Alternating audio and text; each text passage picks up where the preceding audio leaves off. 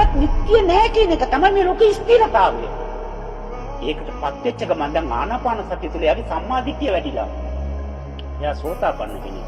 මේ ලෝකේ කිසිම මොහොතකට තරහා යන්නේ. කැළඹෙන්න හේතුවක් නැහැ. කිසිම මොහොතක කිසිම දෙයක් එක්ක ගැටෙන්න යන්නේ නැහැ. එයා දන්නවා මේක පවතින්නේ නැහැ. ගත්තොත් අනිවාර්යෙන් එළියට දෙන්න ඕනේ. දැන් උස්ම අරගෙන ඉර කරගෙන ඉන්න පුළුවන් බෑ. ඉර කරගෙන ඉන්න බෑ. දහන්න ඕනේ. දැම්මයි කියලා නිදාසින්න පුළුවන් බෑ. ආයි ගන්න ඕනේ. එහෙනම් මේ ලෝකේ හැමතැනම තියෙන ඔය කතන්දරේ. දන් දෙන මිනිස්සු දන් ගන්නවා. දන් ගන්න මිනිස්සු දන් දෙනවා. මෛත්‍රිය දෙන මිනිස්සු මෛත්‍රිය ලබනවා. මෛත්‍රිය ලබන මිනිස්සු මෛත්‍රිය දෙනවා. අනුකම්පා කරන මිනිස්සු අනුකම්පාව ලබනවා. අනුකම්පාව ලබන මිනිස්සු අනුකම්පාව දෙනවා.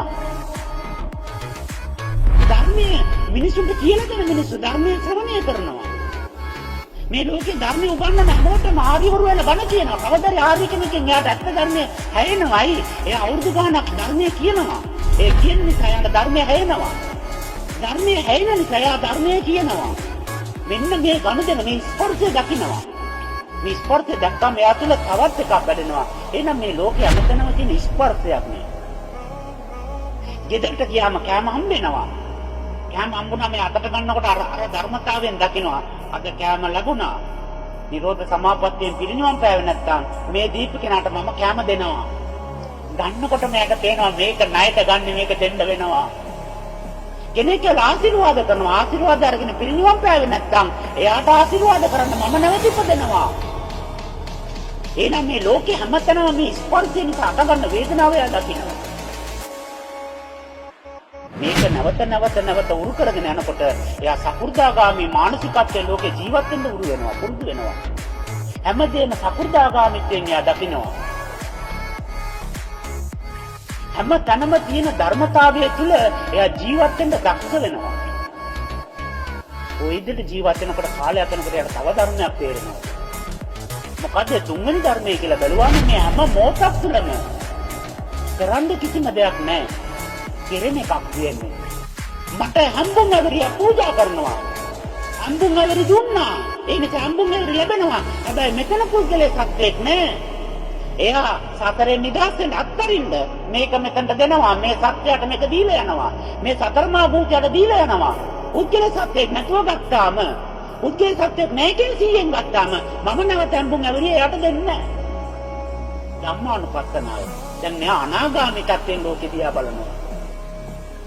ආපහු අනාගාමී කෙනා ඒක වඩලා ගෙදර යනවා. ගෙදර කෑම හම්බෙනවා. ඒගොල්ලෝ ගත්ත නිසා ඒගොල්ලෝ මේක දෙන්නේ. ඒගොල්ලෝ ගත්තාමකින් ඒක ඒගොල්ලෝ දෙනවා. ගනුදෙන ඉවරයි. මෙතන පුද්ගල සත්‍යෙක් නෑ.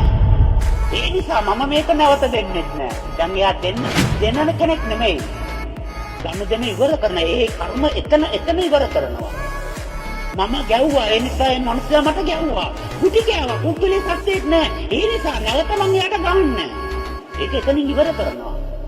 මම සංසාරේ බනින්න ඇති. ඒ නිසා මේ මිනිස්සයා බනිනවා. හැබැයි මේ බනුන් අහන තැන පුද්ගල සත්‍යෙක් නෑ.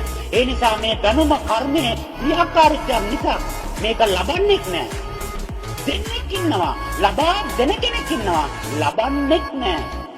ඒ නිසා මේක නැවත බැනුමක් දෙන්න මේ කර්මයන් සැකසෙන එක එතනින් ඉවර කරනවා. එයා ධම්මානුපස්සනාව වඩනවා. ඒ හැම කර්මයක්ම ඒ ආයතන 6 තුලින් ගනුදෙනු කරන හැම මොහොතෙම එයාට ඉවර කරගෙන යනවා. මේක වඩාගෙන යනකොට එයාට දීගෙදර ඉන්න බැරි වෙනවා. එයා සසුන්ගත වෙනවා. දැන් එයා අටාත් මාර්ගයේ අලුත් එකක් වඩනවා. මොකද්ද ඒ ධර්මතාවය මෙතනින් එයාට ගිය පියවරක්. මේ ලෝකේ හැමදේම ස්වභාවිකව සිද්ධ වෙනවා. සතරමා භූතයාගේ ක්‍රියාකාරීත්වය. මම සතරමා භූත මටම කුමක් සිද්ධ වෙන්න ඕනේද? මේ අණුවල මේ න්‍යාස්ති වල කුමක් තැන්පත් වෙලා තියෙනවද? කුමක් සිදුවේ යුත්තේද කියලා ඒ දේවල් නිසිලෙස සිද්ධ වෙනවා. කුටි කන්න තිබිලා තියෙනවා. ඒ නිසා කුටි වදිනවා. ආශිර්වාද ලබන්න තිබිලා තියෙනවා. ඒ නිසා ආශිර්වාදات ලැබෙනවා. දන් වල ගන්න තිබිලා තියෙනවා. ඒ නිසා දන් ලැබෙනවා. වළඳන බවක් දැනගන්නවා. දැන් යා නිරෝධයටපත් වෙනවා. මේ විශ්ව න්‍යාය ධර්මයේ තුල කරන්න කිසිම දෙයක් නැහැ. හැමදේම කෙරෙනවා. පුද්ගලයේ සත්‍යයක් ඉඳලා වෙනස් කරන නිසා මිනිස්සු සංසාරේ ඉපදෙනවා. වෙනස් කරන්න කිසිම දෙයක් නැහැ. හොඳ නරක දෙකම කුසල් ගෙවෙනවා අකුසල් ගෙවෙනවා. එහෙනම් මොකටද උඩපයින්නේ? ලාභ දෙකෙන්ම කුසල පරිසම් වෙනවා. මොකටද උඩ පයින්නේ? කැමැත්ත අකමැත්ත දෙකෙන්ම කුසල ක්‍රියාත්මක වෙනවා. මොකටද උඩ පයින්නේ? හැමදේම කර්මයේ ගනුදෙනුවක්. හැමදේම යාපත් ලෙස සිද්ධ වෙනවා. කිසිම දෙයක් වෙනස් කරන්න අවශ්‍යතාවයක් නැහැ. දැන් පුද්ගලයා නිරෝධ වුණා. එයා බලාගෙන ඉන්න මිනිස්සු පොල්ලෙන් ගාලා යනවා. ඔළුවේ මත තියලා බලන ලේත් වෙනවා. බලාගෙන ඉන්නවා. ස්වාමිනී මොකද උනේ? පොල්ලක් වැදුන බව දැනගත්තා. දැනගත්ත සිටිවිල්ල තියෙන තාක්කල් රිදෙනවා. ඒ නිසා ඒ සිටිවිල්ල අත්හැරියා. කවුද ගැව්වේ මතක නැහැ. ආතම් වහන්සේ. එයා නිරෝධයටපත් වුණා. ඒක ගැන කල්පනා කරන්නේ ඊයේ ගැන දුක් වෙන්නෙත් නැහැ. වෙච්ච දේ ගැන දුක් වෙන්නෙත් නැහැ. ඒක ගැන කල්පනා කරන්නෙත් නැහැ. මේ මොහොත ගැන සතුටු වෙන්නෙත් නැහැ. උන්වහන්සේලාව කිසිම අරයකට ගන්න බෑ. කිසිම තැනකට එකතු කරන්න බෑ. කිසිම සංගණනයකට කරුණු කරන්න බෑ. ඇයි? ඊයේ ගැන දුක් වෙන්නේ නැහැ. ඒක ගැන කල්පනා කරන්නේ මේ දැන් ගැන සතුටු වෙන්නෙත් නැහැ. ගස්ගල් වාගේ ඉන්නවා. මේක තමයි අවසාන භවයේ. ගෞතම බුද්ධ ශාසනය තමයි අපි හැමෝම පිරිනිවන් පාන ශාසනය. තව ශාසනයක් අවශ්‍ය නැහැ. මොකද ඊළඟ ශාසනයට ගිහලා බුදුහාමුදුරුවෝ බැරි ගන්නන්නේ. මේ තථාගතයන් වහන්සේගේ මොකද්ද අපි දැකපු අඩුව? අපි එතනකින් නිවන් දකින්නවා කියලා කියන්නේ මෙතන බුදුහාමුදුරන්ගේ අඩුවක් තියෙනවානේ. උන්වහන්සේගේ අඩුවක් අපි එලා දකින්නවානේ. මොකද ඒ තථාගත සම්බුද්ධ ඥානිය දක්න අඩුව. අඩුවක් නැත්නම් ඇයි මෙතන පිරිනිවන් පාන්න බැරි අපට? අපි ඒ විදිහට දොස් කියා ගන්න එපායි. අපි ඒ විදිහට තරවටු කරගන්න එපායි. ඇයි ඊළඟ බුදුහාමුදුරයි මේ හාමුදුරන්ට මොකක්ද නඩුව? මේ බුදුහාමුදුර ධර්මයේ දේශනා කරන්නේ නැද්ද?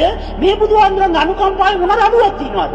මහා කරුණා සමාපත්තිය මොනවාද දෝෂයක් තියනවද? මොකක්ද අඩුව? ඇයි ඊළඟ බුද්ධ ශාසනයට යන්නේ? ඒ විදිහට කණ්ණාඩි දිහා බලලා අපි දැනගන්න එපායි. අපේ කනට අපේ අතින් අපි පාරක් දෙකක් ගාලා තරවටු කරලා මේ බුද්ධ ශාසනය පිරිනිවන් පාන්න අපි සකස ගන්න එපායි. ඒ දක්ෂකම මොකවත් නැහැ. මේ නියතමානිකම මොකවත් නැහැ. සම්බුද්ධ ශාසනයට හැම තප්පරයක්ම පෑදෙන්න ඕනේ පාසලට. කෙලෙස් වලට හැම තප්පරයක්ම පෑදෙන්න ඕනේ. මේක නිතර සිහි කරන්න ඕනේ. නිතර සිහි මම කෙලෙස් වලට අපෑදෙන කෙනෙක්. තථාගත ශාසනයට නිතර පෑදෙන කෙනෙක්. නිතර ශාසනයට පෑදෙනවා. හැම තප්පරයක් ගන්න සතර ඉරියව්වෙම කෙලෙස් වලට අපෑදෙනවා. මේක නිතරම සිහි කරනවා නම් මේ භවෙ පිරිනිවන් පානවා.